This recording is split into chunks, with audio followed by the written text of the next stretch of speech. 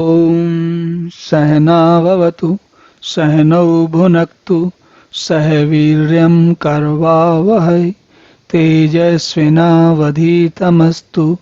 मा विद्विषावहै। ओम शांति शांति शांति। हरि ओम। तो भगवान जो हमको ज्ञान योग की, समाधि की और वैराग्य के बाद एकांत अवस्था में ध्यान करने की बात है, उन सब के बारे में भगवान बता चुके हैं। अब उसी स्थिति में कुछ चीजें और जोड़ते हैं जिनको मिलने से पूरा ये समग्र समूह बन जाता है, जिससे कि व्यक्ति परमात्म साधना में प्रवृत्त होता है और परमात्मा को प्राप्त करने की स्थिति में पहुंचता है। तो भगवान कहते हैं अहंकारम बलम दर्पम कामम क्रोधम परिग्रहम विमुच्य निर्ममः शांता ब्रह्म भूयाय कल्पते। देखिए, ब्रह्म भूयाय कल्पते जो है, ब्रह्म भूयाय, ब्रह्म को ब्रह्म भाव में कैसे पहुंचता है व्यक्ति, उसके बारे में बाकी कुछ चीजें और जुड़ जाती हैं। क्या जुड़ी? अहंकार, बल, घमंड, काम, क्रोध और परिग्रह, इन सब का ये जो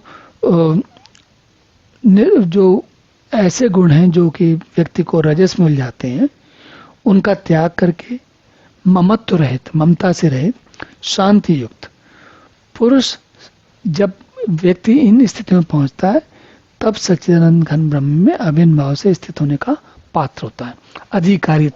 अधिकारित्वम का मतलब यही होता है कि ये सब करके, हमने इन सब चीजों के बारे में लगातार सुना है। पिछले सारे श्लोकों में कहीं ना कहीं यही बातें बार बार आती रहती हैं। तो भगवान यहाँ क्या कह रहे हैं?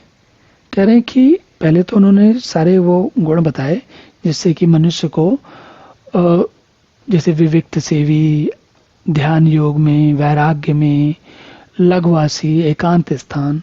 लेकिन अगर उसके मन में अहंकार है, बल है, बल का घमंड है, काम क्रोध और काम क्रोध इत्यादि है, और चीजों में उसका मन अटकता है, तो क्या होगा? वो उन्हीं में उलझा रहेगा, ध्यान लगेगा ही नहीं। और जिसमें मैं और मेरा का भाव रहता है, ममता रहित है, शांति नहीं है, तो काम चलेगा ही नहीं। तो ये जब कुछ जितनी भी जो ऐसे गुण हैं जो आपको सहायता देते हैं, और कुछ ऐसे गुण हैं जो आपको रोकते हैं। तो जो रोकने वाले गुण हैं उनसे दूर रहते हुए, और जो सहायता देते हैं उन गुणों को में ध्यान जमाए हुए जब व्यक्ति साधना करता है, तभी जो है ब्रह्म के भाव में पहुंचने का वो पात्र बन पाता है। और तभी कहीं उसको ध्यान जाता है परमात्मा के साधना में, खोज में, उस भाव में लगातार सतत प्रयास करते हुए कभी कभी ऐसा होता है कि उसको समझ में आना आरंभ होता है कि परमात्मा भाव का क्या वास्तविक अर्थ है। जब मन के बाकी चक्कर नहीं चल रहे, बुद्धि कहीं नहीं उलझी हुई है, तब उसे कहीं परमात्मा के उस वास्तविक स्वरूप से साक्षात्कार होता है, जिसके लिए सारे साधक लोग नाना प्रकार के प्रयास करते हैं। चलिए अब देखते हैं कि भगवान आगे क्या बताते हैं।